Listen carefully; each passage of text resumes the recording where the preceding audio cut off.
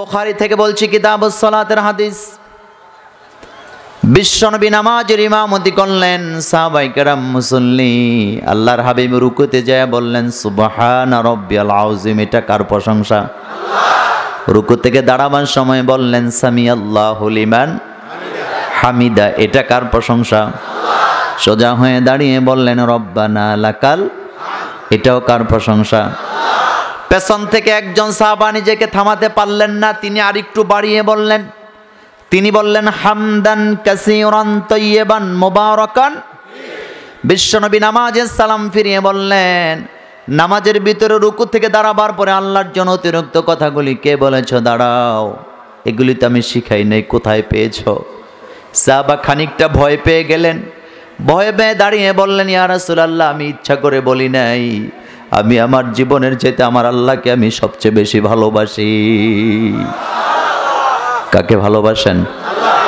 আরো জোরে বলেন। নিজের জীবনের চাইতে কম না বেশি? সে আল্লাহর জন্য প্রয়োজনে জীবনও দিতে রাজি আছি না নাই? সাহাবা বললেন, আমি আমার জীবনের চাইতে আমার আল্লাহকে আমি অনেক বেশি ভালোবাসি। আমি যখনই নামাজে দাঁড়াই আমার আল্লাহর কথা ছাড়া আমার আর কারো কথা মনে থাকে না, সেজন্য আমার আল্লাহর জন্য কথাগুলি একটু বাড়িয়ে বললাম। আল্লাহর হাবিব বললেন, সাহাবা এখানে ভয় পাওয়ার কোনো কারণ নাই। আমি নবী, তুমি নবী না। আমি যা দেখতে পাই তুমি তা দেখতে পাও না। তুমি যখন নামাজের ভিতরে রুকু থেকে দাঁড়াবার পরে আল্লাহর জন্য অতিরিক্ত কথাগুলি বলতেছিলে, একজন দুইজন নয়, বরং 30 জনেরও বেশি ফেরেশতা হাতে কলম কাগজ নিয়ে প্রতিযোগিতায় লেগেছে তোমার আমল নামায় কে কত বেশি নেক লিখে দিতে পারে। আল্লাহু আকবার। সেজন্য প্রশংসা করতে হবে কার? আমরা যারা নামাজি, 5 ওয়াক্ত নামাজে আমরা প্রশংসা করি কার? যখন এই নামাজে দাঁড়াই তখনই পড়ি আলহামদুলিল্লাহি রাব্বিল আলামিন। পড়তে ইচ্ছা করে না ভাইরা? পড়েন গলা ছেড়ে দিয়ে, আলহামদুলিল্লাহি রাব্বিল আলামিন। প্রশংসা কার? দল করবেন কার? করেননি? অনেকে আবার চিন্তা করবে হুজুর কোন দলের কথা কয়। আমি কিন্তু আওয়ামী লীগ, বিএনপি, জামাত, জাতীয় পার্টির দাওয়াতি কাজ করতে এখানে আসি নাই। আমরা যারা মুসলমান, আমরা যারা কালিমা পড়েছি, আমাদের সব দলের একটা দল আছে, সেই দলটার নাম হলো ইসলাম। চিল্লায় বলেন কি নাম? ইসলাম অর্থ কি? ইসলাম আছে যেখানে আমরাও আছি, ইসলাম নাই যেখানে আমরাও নাই। আমাদের জীবনের সাথে ইসলাম জড়িয়ে আছে কি নাই? 2টা জায়গা আছে দলের পরিচয় নিয়ে যাওয়া যায় না। কয়টা জায়গা? এর মধ্যে একটা হলো আল্লাহর ঘর মসজিদ। কোথায়? চিল্লায় বলো কোথায়? মসজিদের দল চলে কার? আওয়ামী লীগ, বিএনপি, জাসদ, বাসদ। কোন আওয়ামী লীগের নেতা যদি মসজিদে যায় কয় নাওয়াইতু আন উসাল্লি লিল্লাহি তাআলা, আমি আওয়ামী লীগের বড় নেতা, আল্লাহু আকবার, এটা বলবেও না। কথা ঠিক না বে ঠিক? কারণ মসজিদের ভিতরে সবাই কয় দল? কার দল? ইন্নী ওয়াজ্জাহাতু, সবাই পড়েন ইন্নী ওয়াজ্জাহাতু ওয়াজহিয়া লিল্লাযী ফাতারাস সামাওয়াতি ওয়াল আরদা হানিফা ওয়া মা আনা মিনাল মুশরিকিন। মসজিদে দল চলে কার? সব দলের লোকেরা আমরা এক কাতারে দাঁড়ায় বলি ইন্নী ওয়াজ্জাহাতু ওয়াজহিয়া লিল্লাযী, মুতাওয়াজ্জিহ হলাম কার দিকে? আমরা যারা নামাজি আমরা মুতাওয়াজ্জিহ হই কার দিকে? আর বাংলাদেশে ইদানিং কিছু ভণ্ড পীরের জন্ম হয়েছে, ওরা মানুষের কলব মুতাওয়াজ্জিহ করে তার দাদা হুজুরের কলবের দিকে। আছে না নাই? কোন মুমিন আল্লাহ ছাড়া কারো দিকে মুতাওয়াজ্জিহ হতে, এই শিক্ষা দিয়েছেন আমাদের ইব্রাহিম আলাইহিস সালাম। কথা ঠিক না বে ঠিক? নামাজে দাঁড়িয়ে আমরা বলি ইন্নী ওয়াজ্জাহাতু ওয়াজহিয়া লিল্লাযী, আমি মুতাওয়াজ্জিহ হলাম কার দিকে? এরপরে আমরা বলি ওমা আনা মিনাল মুশরিকিন, যারা আল্লাহর সাথে মুশরিকি করে তাদের সাথে আমাদের কোনো সম্পর্ক। তাহলে আপনারাই বলেন মসজিদে দল চলে কার? আরেকটা জায়গা আছে দলের পরিচয়ে যেতে পারবেন না, সেটা হলো কবর। কোথায়? কবরে কি দল নিয়ে যাওয়া যাবে? কথা কন না কেন? ওখানে দল কার? প্রশ্ন কয়টা? আরো জোরে কন না। তবে যারা মুমিন তাদের জন্য প্রশ্ন হবে 4টা। কয়টা? 3টা হবে কাফেরের জন্য, যারা জবাব দিতে পারবে না। কিন্তু যারা মুমিন তাদের জন্য প্রশ্ন হবে 4টা। বলবেন হুজুর এতদিন তো শুনলাম 3টা, এখন কেন 4টা না? যাচাই করে নিবেন। 3টা প্রশ্নের জবাব যখন মুমিনরা দিতে পারবে, অতিরিক্ত আরেকটা প্রশ্ন করা হবে, অমা ইলমুকা, তুমি যে প্রশ্নেরগুলির জবাব দিয়েছ তোমার জ্ঞানের উৎস কি? মুমিনেরা তখন বলবে আমাদের জ্ঞানের উৎস হলো কোরআন। চিল্লায় বলেন আমাদের জ্ঞানের উৎস কি? যেটা আমাদের চেয়ারম্যান সাহেব একটু আগে বলে গেছেন, জ্ঞানের উৎস কি? বিজ্ঞানের উৎস কি? ভূগোলের উৎস কি? ফিলোসফির উৎস কি? কান পেতে শোনেন ভাইয়েরা, কবরে যেদিন যাবেন দল নিয়ে যেতে পারবেন না। আপনি মারা যাবেন, আপনি যত বড় নেতা হন, এমপি হন, মন্ত্রী হন, লাখপতি হন আর কোটিপতি হন না কেন, বাজারের দামি কাপড় দিয়ে আপনার লাশটা কিন্তু প্যাকেট করা হবে না, বরং অল্প দামের সাদা কাপড় দিয়ে আপনার লাশটা কাফন পরানো হবে। ঠিক না বেঠিক? এরপরে আপনার আত্মীয় স্বজন, এলাকার জনগণ আপনার লাশটা যখন কবরে রাখবে, একটা দোয়া আছে না নাই? বিসমিল্লাহি ওয়া আলা মিল্লাতি, সবাই বলেন। সেখানে রাসূলের দলের কথা আছে না নাই? তাহলে দল কয়টা? দলের নাম কি? সে ইসলামের সাথে থাকতে আমরা রাজি আছি না নাই? যার জীবনে ইসলাম নাই তার জীবনের কোন নেক আমল আল্লাহর দরবারে কবুল। মোল্লার কথা না, আল্লাহর কথা। আল্লাহ নিজে বলছেন অমাইয়া বেতাগি, যারা পড়েন আমার সাথে পড়েন, অমাইয়া বেতাগি গায়রাল ইসলামি দীনান ফালাই ইউকবালা মিনহু ওয়া হুয়া ফিল আখিরাতি মিনাল খাসিরিন। আল্লাহ বলেন গোলাম, ইসলাম ছাড়া জীবন আদর্শ হিসাবে অন্য কিছু যদি বাছাই করো, তোমার কোন নেক আমল আল্লাহর দরবারে কবুল। এই পৃথিবীতে হিন্দু আছে না নাই? বৌদ্ধিস্ট আছে না নাই? খ্রিস্টান আছে না নাই? এরাও কিছু ভালো কাজ করে কি করে না? এদের নাক আমলগুলি কবুল হবে না একটাই কারণ, তারা ইসলাম মানে না। ঠিক না বেঠিক? আমাদের জীবনে যাদের ইসলাম আছে, আমাদের আমল কবুলের গ্যারান্টি দিয়েছেন কে? সেই ইসলামের সাথে বাঁচবো, ইসলামের সাথে মরবো, রাজি আছি না নাই? মারামারিতে আমরা বিশ্বাস করি না। দল আমরা কয়টা? কার দল? দলের নাম কি? রাজি আছেন? দলাদলি নাই। দল কয়টা? আজকের মাহফিল থেকে একটা আওয়াজ হবে, আমি আওয়ামী লীগ বুঝি না, বিএনপি বুঝি না, জাতীয় পার্টি বুঝি না, জাসদ বুঝি না, জামাতে ইসলামী বুঝি না, আমি বুঝি কোরআন, আমি বুঝি ইসলাম, আমি বুঝি নবী, আমি বুঝি আমার আল্লাহ। আমার এই 4 জিনিসের বিরুদ্ধে কোনো বেয়াদব যদি কথা বলে, ভূমিকা নেয়, আমরা সবাই কাঁধে কাঁধ মিলাবো। আমাদের সমাজ থেকে এই বেয়াদবগুলিকে প্রতিহত করা হবে। রাজি আছেন মুসলমান? কারা কারা রাজি? 2 হাত তোলেন, আমার আল্লাহকে দেখে দাও।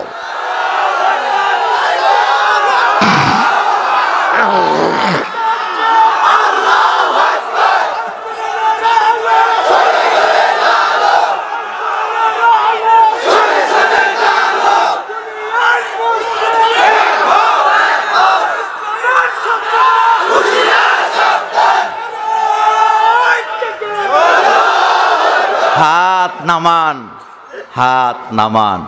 আসলে মিছিল টিছিল কিছু না, আপনারা একটু ঠান্ডা হয়ে আসলেন, একটু গরম করলাম আর কি। কারণ ঠান্ডা জায়গায় কোনো কিছু রাখলে অসুবিধা আছে না নাই? কথা বলে না। আপনাদের এলাকার মহিলারা রুটি বানায় না? রুটি খান না? আটা চিনেন তো? আটা রুটি খান তো আপনারা? আটা আগে খাইতো গরিবরা, এখন খায় বড় লোকেরা। তবে যতদিন গরিবরা আটা খাইতো, আটার দাম ছিল কম। এখন বাড়ছে না কমছে? বাড়াইছে কে? একটাই কারণ, দরিদ্র লোকগুলিকে সবচেয়ে বেশি ভালোবাসেন কে? এই জন্য বিশ্বনবী তিরমিজির বর্ণনায় বলেছেন, দরিদ্র লোকগুলিকে আল্লাহ 500 বছর আগেই জান্নাত দিয়ে দিবে। তো গরিবরা যতদিন আটা খাইতো, এটা খাইয়া বলতো না, গোপন রাখতো। আর যারা চাউল খাইতো তারা প্রকাশ করত। এখন বড় লোকেরা রাত্রে আটা খায়, সকালবেলা জগিং করে। কি করে? বুঝেন না, ডায়াবেটিক্স কমায় আর কি। আমি একদিন কুমিল্লার পুলিশ লাইনের সামনে দেখলাম এক এলজিডির ইঞ্জিনিয়ার শীতের মধ্যে ট্রাউজার পরে লাফাইতেছে। তাই আমি বললাম, স্যার রাত্রে বোধহয় আটার রুটি খাইছেন। হুজুর আপনি জানলেন কেমনে? আমি কি আপনার লাফানির দিকেই বুঝছি। আর আমরা যারা 5 ওয়াক্ত নামাজি, আমাদের লাফালাফির কোনো দরকার নাই, কারণ আমরা যখন সেজদা দেই, আমরা যখন রুকু দেই, আমাদের ব্যায়াম হয় কি হয় না? 5 ওয়াক্ত নামাজটাই তো একটা ব্যায়াম, কথা ঠিক না বেঠিক? তো এই যে আটার রুটি আপনারা খান, রুটি যে ভাজে ওইটাকে আপনারা কি বলেন? সবাই কয় না তাওয়া। তাওয়াটা গরম হইলে রুটিটা দেন না ঠান্ডা অবস্থায় দেন? ঠান্ডা অবস্থায় দিলে রুটি হবে না নষ্ট হবে? এবার বলেন, কোরআন শুনলে হৃদয়ের ঈমান ঠান্ডা হয় না গরম হয়? এটা কার কথা? আল্লাহ নিজেই বলেছেন, ইন্নামাল মুমিনুনা আল্লাযীনা ইযা যুকিরাল্লাহু ওয়াজিলাত কুলুবুহুম ওয়া ইযা তুলিয়াত আলাইহিম আয়াতুহু যাদাতহুম ঈমানা। আল্লাহ বলেন, আমার মুমিনেরা যখন আমার জিকির করে, তাদের হৃদয়গুলি আমার ভয়েতে কম্পমান হয়ে যায়। জিকির করলে হৃদয় কাঁপে কার ভয়ে? আরো জোরে বলেন। আর বাংলাদেশে কিছু জিকির আছে ইদানিং, জিকিরের ঠেলায় লুঙ্গি খুললা মারি ধরে যায়। এগুলা কি জিকির না ফাজলামি? আচ্ছা, আপনাদের এলাকার মানুষ খুব শিক্ষিত আমি জানি। আচ্ছা বলেন তো, জিকির মানে কারে ডাকা? সবাই তো বলে না। জিকির মানে কারে ডাকা? কাউকে আপনি ডাকবেন, আদবের সাথে ডাকবেন না বেয়াদবের মতো ডাকবেন? আপনি আপনার আব্বাকেই ডাকতে গেলেন, আদবের সাথে না বেয়াদবের মতো? যায় যদি কোন আব্বা ওহ, আব্বা হ, ড্যাডি ওহ, হবে? কথা বলেন, হবে? বাপ কবে তুই গাঁজা খাই আইছত নাকি? এবার বলেন, আকাশ কার? জমিন কার? আমরা কার? সেই মহান মনিবকে ডাকবেন, আদব কায়দার দরকার আছে না নাই? নবীরা ডেকেছেন যেভাবে, আমরাও ডাকবো। নবীরা ডেকেছেন লা ইলাহা ইল্লাল্লাহ, আমরাও ডাকবো লা ইলাহা ইল্লাল্লাহ, লা ইলাহা ইল্লাল্লাহ মুহাম্মাদুর রাসূলুল্লাহ সাল্লাল্লাহু আলাইহি ওয়াসাল্লাম। এরপরে আল্লাহ বলেন, ইজা তুলিয়াত আলাইহিম আয়াতুহু যাদাতহুম ঈমানা। আমার গোলামদের কানে যখন কোরআনের আয়াত তেলাওয়াত করে শুনিয়ে দেয়া হয়, আমি আমার গোলামদের হৃদয়ের ঈমান আরো বাড়ায়া দেই। এই জন্য কোরআনের মাহফিলে গেলে ঈমান বাড়ে না কমে? এটা কার কথা? আমরা এখানে কি শুনতে এসেছি? আল্লাহ যেন আমাদের জীবনের গুনাহগুলি মাফ করে দেন, আমরা বলি আমিন। আর জোরে বলি আমিন। বিশ্বনবী বুখারীতে বললেন, যেই এলাকার লোকেরা, যেই জনপদের লোকেরা কোরআনুল কারীমের মাহফিল বসায়, কোরআন নিয়ে আলোচনা করেন, আল্লাহ পাকের হামদ করেন, প্রশংসা করেন, বিশ্বনবীর দুরূদ পড়েন, তারা আলোচনাটা চালায় যতক্ষণ, তাদের চতুর্পাশে রহমতের ফেরেশতা কাতারে কাতারে নাজেল হয় ততক্ষণ। সুবহানাল্লাহ। আর আস্তে কোন? তাহলে আপনারা বলেন, আজকের মাহফিলে ফেরেশতা কম না বেশি? এক পর্যায়ে ফেরেশতারা বসার আর জায়গা পাবে না। আল্লাহকে বলবে, আল্লাহ অমুক এলাকায় আসছিলাম, টাঙ্গাইলের মধুপুরে, ফিরোজপুর বাজার, 5 দিন ব্যাপী তাফসীরুল কোরআনের মাহফিলে এসেছিলাম, বসার কোনো জায়গা পাচ্ছি না। আল্লাহ বলবেন, একদল ফেরেশতার কাঁধের উপরে আরেক দল ফেরেশতা বসে যাও। বসতে বসতে মাহফিল চলবে যতক্ষণ ফেরেশতা বসবে, মাহফিল ভেঙে দেওয়া হবে, মুনাজাত দিয়ে মাহফিল সমাপ্তি করা হবে, আমরা সবাই যার যার বাড়িতে চলে যাব। ঠিক না বে ঠিক? আর আকাশের ফেরেশতারা আকাশের দিকে রওনা দিবে। আল্লাহ জিজ্ঞেস করবেন, ফেরেশতারা গেছিলা কোথায়? আল্লাহ বোধহয় জানে না। আল্লাহ জানে না কোথায় গেছে। চেয়ারম্যান সাহেব কোথায় আছে? আল্লাহ এটা জানে না। সভাপতি সাহেব কোথায় আসছেন? আল্লাহ এটা জানেন না। আপনারা কে কোন জায়গা থেকে আসছেন এটা আল্লাহ জানেন না। আল্লাহ বলবেন, ফেরেশতারা কোথায় গেছিল? এরা বলবে, আল্লাহ আপনিই তো ভালো জানেন, আমাদের জিজ্ঞেস করেন কেন? আল্লাহ বলবেন না, তোমাদের জবান থেকে শুনতে চাই।